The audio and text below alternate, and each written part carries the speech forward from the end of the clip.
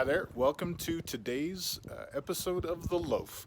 I'm in Idaho City right now, and I'm actually downtown, and I came across this pest house and county jail, and it's really kind of crazy to think about it. Like, I don't know, is this where they would store somebody, or was it more in here?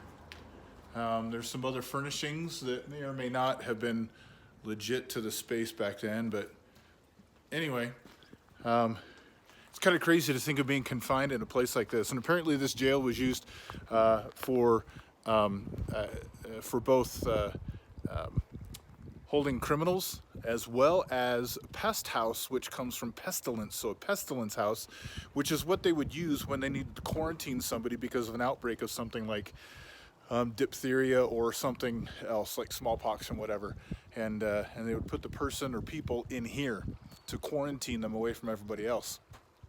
So when you think about it, we could have it worse. But it also makes me think of Paul and how often Paul wrote to us from prison. And even when he was in prison, he didn't let his circumstances get him down. And he was always in prison because of spreading the gospel.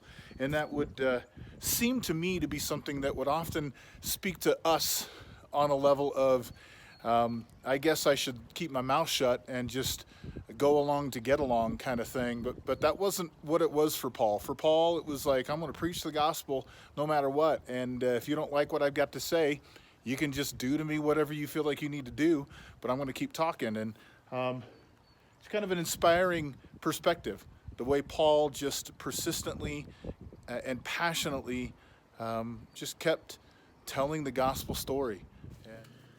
Well, that passion and persistence that Paul had, we can see that right here. There's so many places where that comes to life, but one in particular, and one that is one of my favorite passages, is here in Philippians chapter 1. And I'm going to read it. It's beginning with verse 20. It says, For I fully expect and hope that I will never be ashamed, but that I will continue to be bold for Christ as I have been in the past. And I trust that my life will bring honor to Christ, whether I live or die. For to me, living means living for Christ, and dying is even better.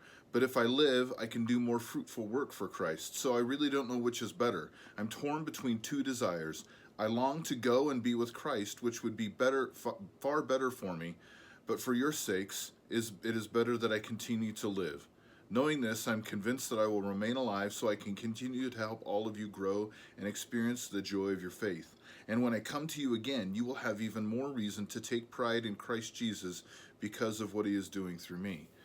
And it comes alive there where Paul is talking about how he realizes that the greatest and deepest thing he can do with his life, his longing is to go and be with Christ, but as long as he is here, his passion is Christ and to help the believers. And what a passion. He knows what life is all about. And when you know what your purpose is, when you know what your life is all about, you're not so worried about anything else that goes on around you or anything else that comes at you.